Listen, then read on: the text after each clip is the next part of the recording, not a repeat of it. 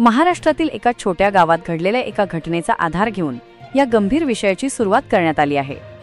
नेहमीप्रमाणे गावात एक भांडी विकणारी महिला सायकलवर चकचकीत स्टीलची भांडी, पातेली, कढया घेऊन आली होती। ही महिला केस घेऊन त्या बदल्यात भांडी देत असे। आपल्या घरात साठवलेले तुटलेले आणि गळालेले केस घेऊन महिलांनी तिच्या भोवती गर्दी केली। या गर्दीत रत्ना नावाची एक महिला होती।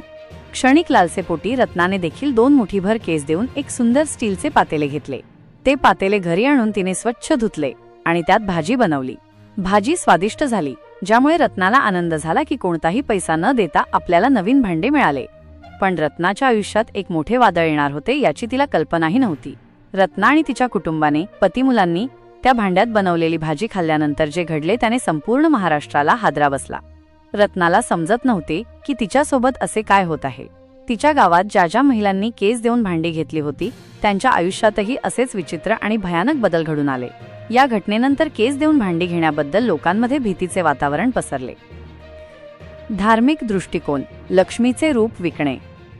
केस देऊन भांडी विकत घेणे ही केवळ एक सवय नाही, तर धार्मिक शास्त्रात याला अत्यंत चुकीचे आणि अनिष्ट मानले आहे। केस म्हणजे लक्ष्मी। धार्मिक ग्रंथानुसार आपल्या शरीराचा प्रत्येक अवयव महत्त्वाचा आहे आणि केसांना लक्ष्मीचे प्रतीक मानले गेले आहे। अमूल्य वस्तूचा अपमान। 100 किंवा 200 रुपयांच्या एका छोट्या भांड्याच्या लालसेपोटी आपण आपल्या घरातील लक्ष्मीचे प्रतीक असलेले मौल्यवान केस विकून टाकतो, जो घोर अपमान आहे। गरिबी वाढते। शास्त्र सांगते की केस दान करणे। उदा. तिरुपती बालाजी मंदिरामध्ये हे पुण्य आहे, कारण ते भक्तीने अर्पण केले जातात। मात्र केस विकणे हे 100% चुकीचे आहे। केस विकल्यामुळे घरातून सकारात्मक ऊर्जा निघून जाते आणि त्या जागी नकारात्मकता येते, ज्यामुळे घरामध्ये गरिबी वाढू शकते। गृहदोष आणि प्रगतीची कुंठितता।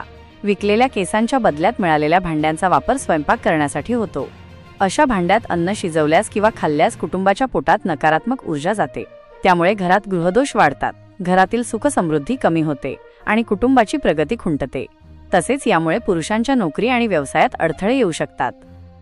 थोडक्यात, शरीराचा अमूल्य अवयव विकून आपण जसे पैसे घेत नाही तसेच केस विकणे शास्त्राविरुद्ध आहे। व्यावसायिक वास्तव, लाखोंचा धंदा। केस देऊन भांडी घेण्याच्या या व्यवहारामागील मोठे व्यावसायिक वास्तव अत्यंत धक्कादायक आहे। भांडी विकणारे लोक महिलांकडून जमा केलेले केस घेऊन जातात आणि खरा खेळ इथूनच सुरू होतो। ब्युटी इंडस्ट्रीचा कच्चा माल या केसांचा मोठा व्यापार होतो। हे केस विग बनवण्यासाठी, हेअर एक्सटेन्शनसाठी आणि ब्युटी इंडस्ट्रीमध्ये वापरले जातात। विक्रेत्यांचा मोठा फायदा। नैसर्गिक मानवी केसांचा दर 5,000 रुपये ते 20,000 रुपये प्रति किलोपर्यंत असतो।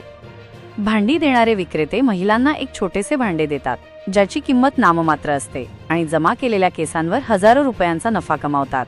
भारताची स्थिती। भारत देश हा जगातील सर्वात मोठा केस विकणारा देश आहे, जिथे या केसांचे सॉर्टिंग करून बाहेरच्या देशांमध्ये लाखो रुपयांना निर्यात केली जाते। केसांची योग्य विल्हेवाट। धार्मिक आणि वैज्ञानिक दृष्टिकोनातून केस देऊन भांडी घेण्याची सवय ताबडतोब थांबवली पाहिजे। गळलेल्या केसांची विल्हेवाट लावण्यासाठी योग्य मार्ग खालीलप्रमाणे आहेत। पवित्र दान। केस कचऱ्यात टाकण्याऐवजी ते एखाद्या पवित्र नदीत सोडून द्यावेत। सेवाभावी दान। कॅन्सरमुळे किंवा इतर आजारांमुळे ज्या लोकांचे केस गळाले आहेत त्यांना विग बनवण्यासाठी तुम्ही तुमचे केस दान करू शकता। केस देऊन भांडी घेणे ही एक छोटीशी सवय वाटू शकते, पण धार्मिकदृष्ट्या लक्ष्मीचा अपमान आणि व्यावसायिकदृष्ट्या फसवणूक आहे। त्यामुळे या चुकीच्या सवयीबद्दल महिलांनी जागरूक राहणे अत्यंत आवश्यक आहे।